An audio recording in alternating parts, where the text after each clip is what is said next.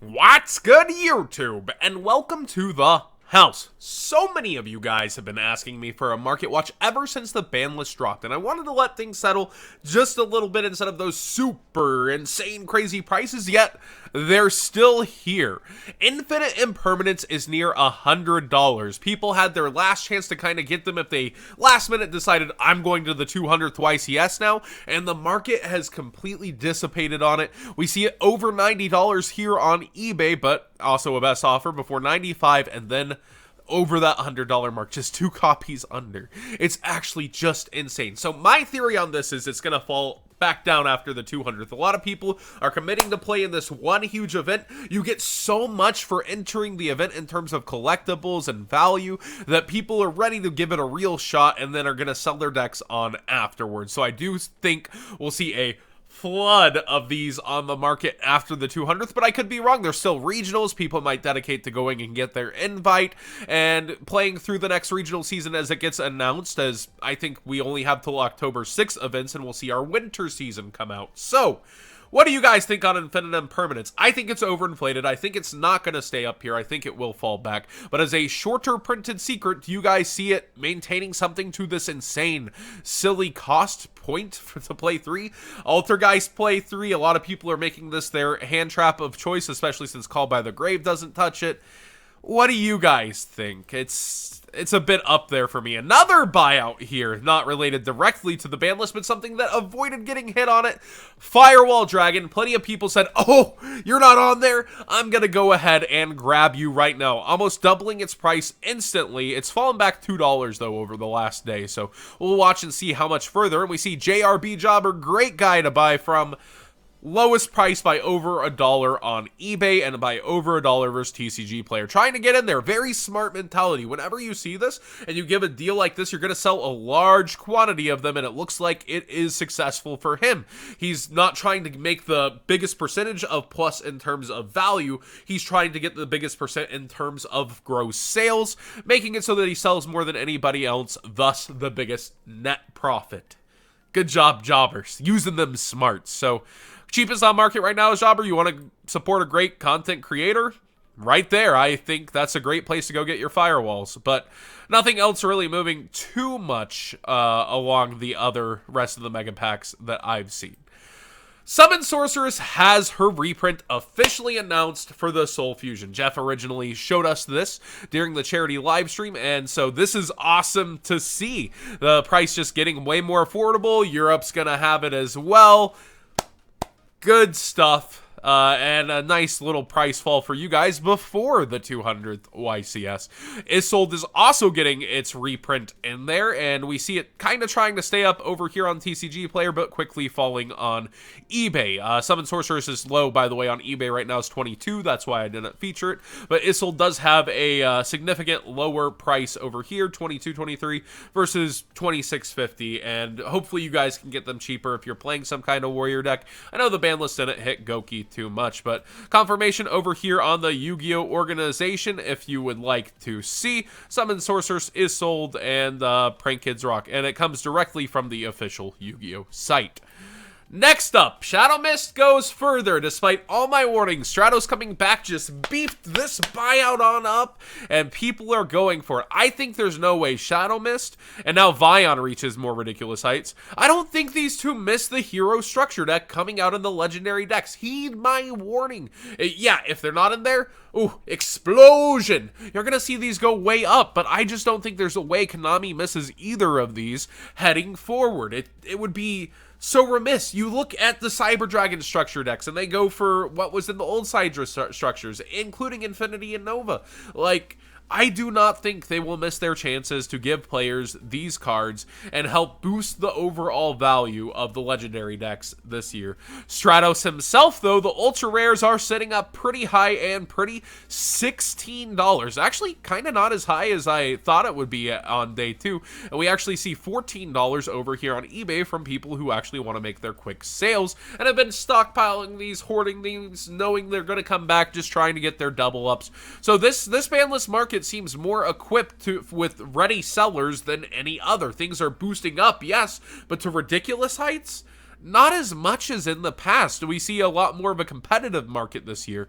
We see the actual secret rares. Let's see where the raw yellow mega pack one lands. Unlimited near mint secrets, $14 on Super Poly. Actually, not terrible. These will probably continue to fall back down. But compared to the past ban list markets, this is a far cry from the jumps that we've seen. Let's take a bit to recall. Atlantean Dragoons, anybody? Atlantean Dragoons, $200 freaking dollars, right?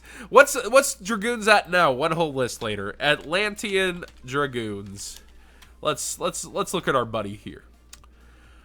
You mean he's back to the price he was at before? Oh dear, actually kind of cheaper because people who were hoarding this ended up selling all of theirs, and the players who were keeping it kept it anyway, so the market hit their max peak on it. Interesting. So we're likely to see similar falls over time. People will want Stratos, I think, more than a lot of other cards, but people who were waiting, watching, and were true fans of the hero deck probably already had their copy and their highest rarity copy. Also with Stratos, we do see that there's plenty of other kinds of copies for you to choose from, pick from, and while they're all somewhat up, I do think that everything will fall back down a little bit. Heroes, though, I've been testing against them a lot on Dueling Book. A lot of you guys have been bringing those to the table.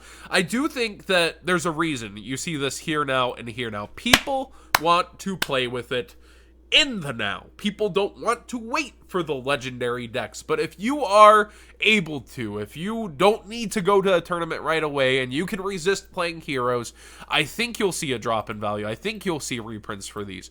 But if you do need them now, I mean, you're paying for it, or you already had it because you were a true fan.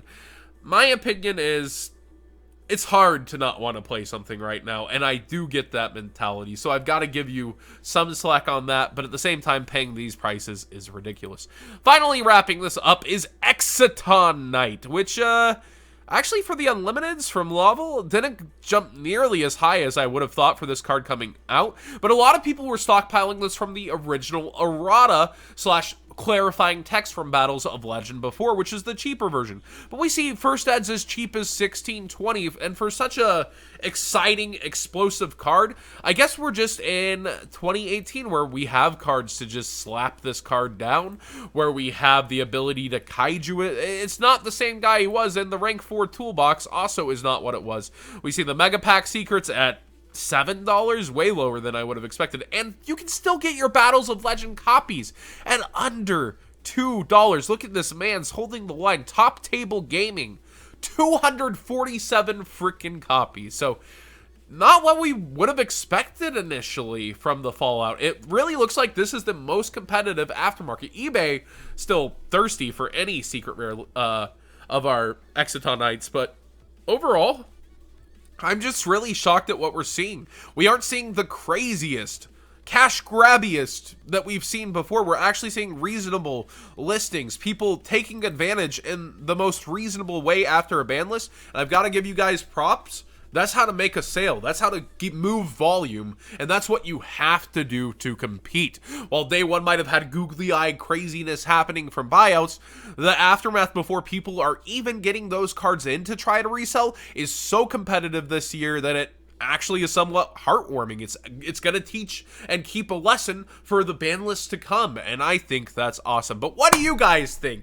Are you guys that went out, saw the ban list come out, and are bought out cards that are like now, ooh, this is chilling out fast? Or are you the same mindset? This is still relatively high for what they are. I think for the highest rarities, this is the most chill, the most relaxed we've ever seen it for realism, I guess. Like Ultimate Construct from an OCG ban list is still way up there, the whimsicalness of it.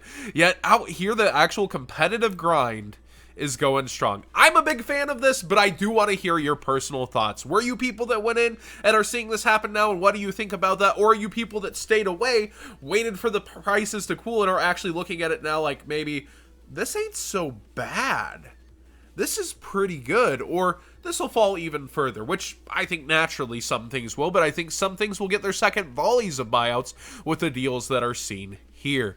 What do you guys think of Infinite Impermanence? Do you think this is from restored faith, from the ban list hype, from people deciding, all right, there is a list, I'm going to the 200th last minute, I had money to spare? What do you think caused this final jump up here as well? I had a lot of people asking me if I thought Impermanence would go back up, and I thought it might spike right before the 200th if we get a list. But then afterwards, as a ton of players release for the winter season, or we're just going to the 200th, it might calm down. But we do have the whole winter regionals coming up to be announced, which will cause a lot of people to hold on to it. It's very interesting how the market moves, twists, and weaves throughout the ban list. But this by far has been my favorite one to watch out of all of them. Thank you for watching. There's actually a GameStop sale, by the way. Apparently figures are 40% off. So I'm about to go and check out some Nendoroids, maybe get Emily a Christmas present. Maybe you guys check that out yourself at your local GameStop or online. Thanks for watching, everybody.